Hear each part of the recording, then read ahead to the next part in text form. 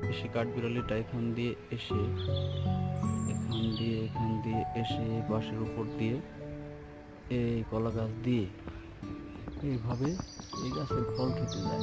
এই গাছটা আমি অনেক আগে লাগিয়েছিলাম। এটা হচ্ছে একটি দেশি নিম গাছ। সেই ফলগুলো খায় আর 2-3 দিন যাবত এমনি সিড মিক্স বা অন্য কোনো খাবার খেতে পারতেছে না। এই জন্য ওকে ধরার জন্য আমি এই খাঁচাটা এখানে পেতে রাখছি, যেন ওইটার মধ্যে ঘুমাইতে পারে।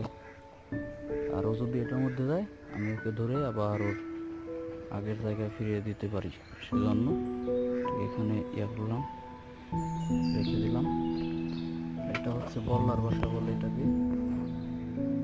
এই বল্লার কামড় অনেক ভয়ানক, অনেক বিষাক্ত এগুলো। কালকে বাইক চালানোর সময় এগুলো রানিং অবস্থায় এসে কামড় দিয়ে